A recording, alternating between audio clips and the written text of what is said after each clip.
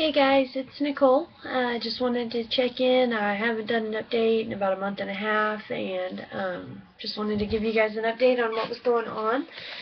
Today is September 17th, and I've had a couple of requests on things that people that were fixing to go into surgery were interested in knowing, and so I'm going to do a couple of those. But first, I will start with my weight and all that kind of information.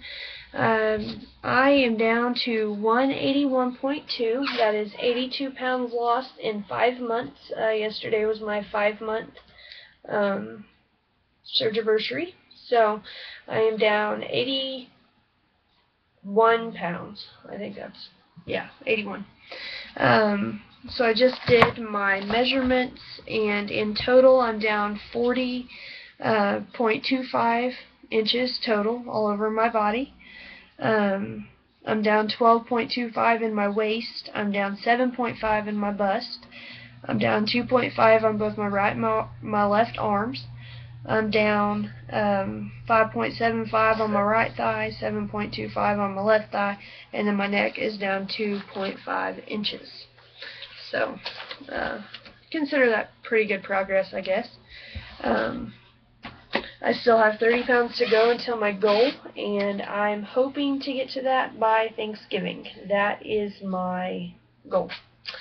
Currently, I'm in a stall, and if you haven't had surgery, be prepared for stalls because they suck, but they will happen, unfortunately.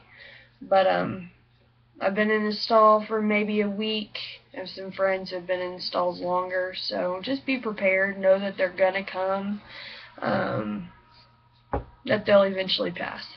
So, ways to get past your stalls I've found out, and obviously these haven't worked because I'm still in my stall, but you can increase your calories, decrease your calories. Be sure and it's one of the two.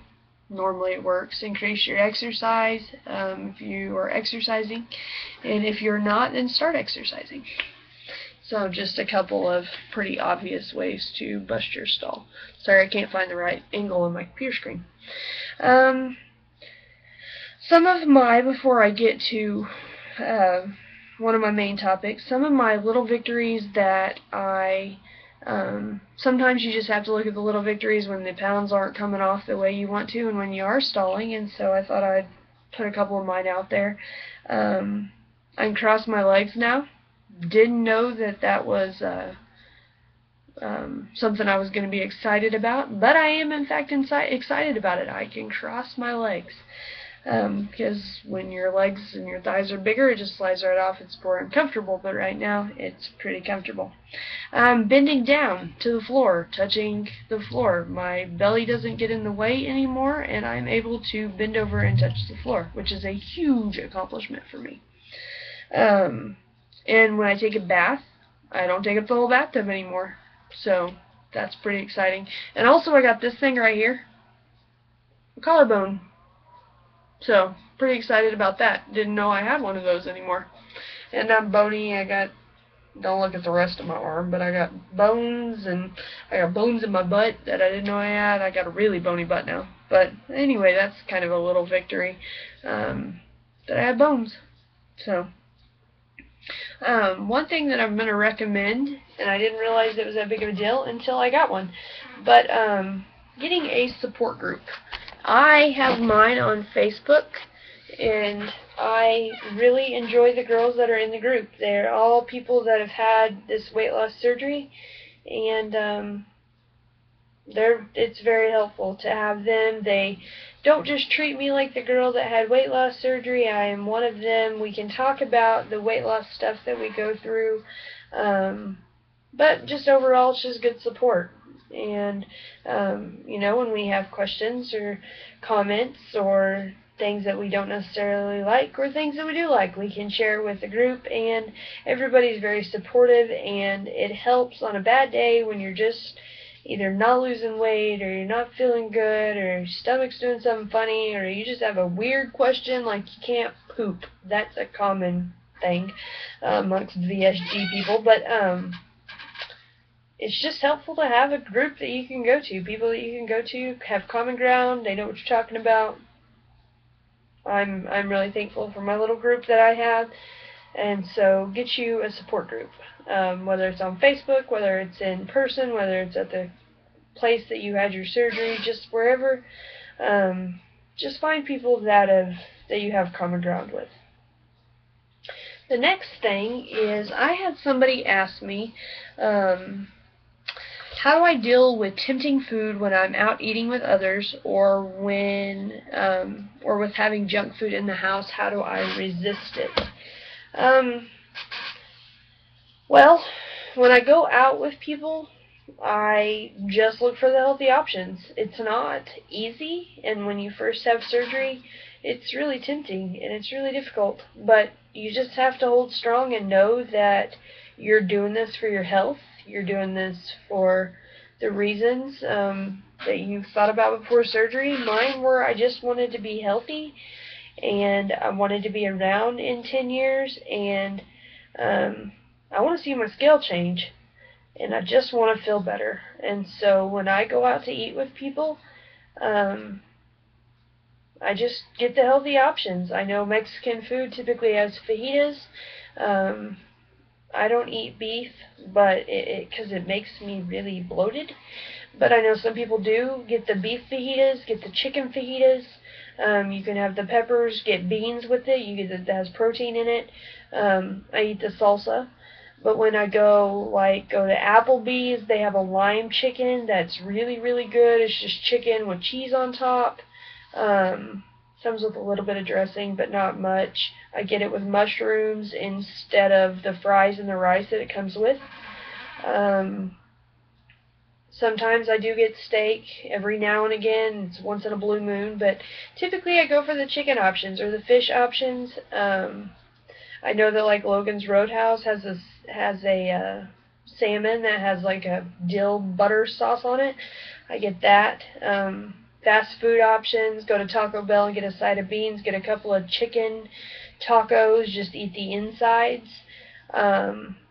Since I've done this, I have watched my carbs really close. I don't consume very many carbs unless it comes in the form of beans.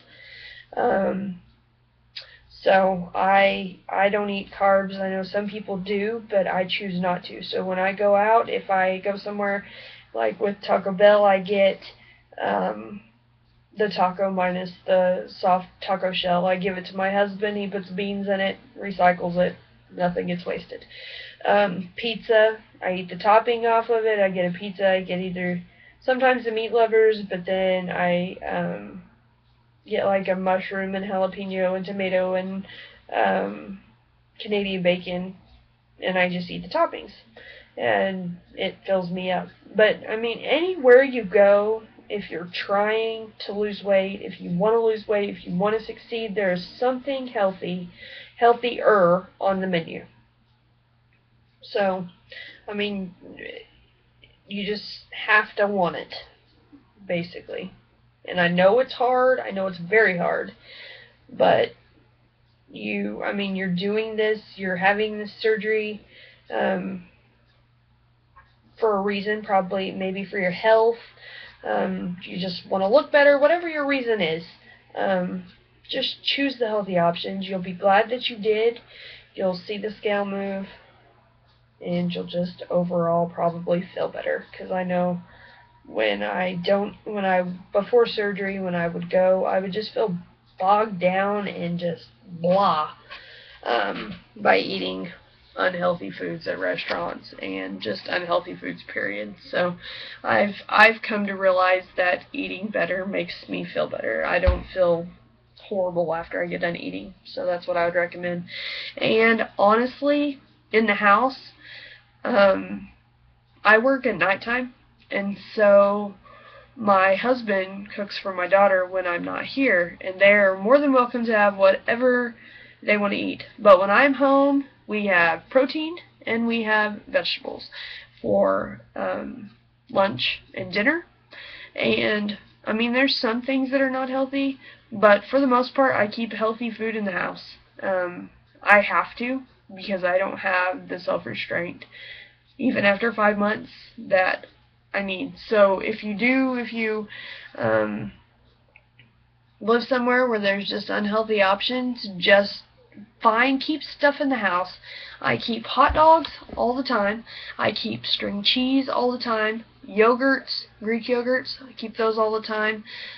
Tuna, chicken. If you have to, make up meals at the beginning of the week. That'll last you through the week. But just keep stuff on hand that's always easy. Because now that your stomach is going to be shrunk, you can't consume that much. And so just make sure that you've got enough for a small portion. Once you eat, then you're not going to want to eat any more because you'll be stuffed. So you just got to have something on hand that's easy to grab, stick in your mouth, eat it, get it done, and then you're not hungry for a while. So then you're not tempted with the bad food. But anyway, that's just a couple of the things. That's what I would recommend. That's how I deal with it. I just can't have the bad food in the house, and if it's going to be here, then it's got to be food that I can eat. So anyway, but if you do live, like I said, you live somewhere that you don't necessarily get to choose what's always in the house, then just be sure that there's stuff on hand all the time that you can get to, that's easy access to get you full so you're not tempted. That's what I would recommend. But anyway, talked longer than most of my videos, so I hope this has been helpful.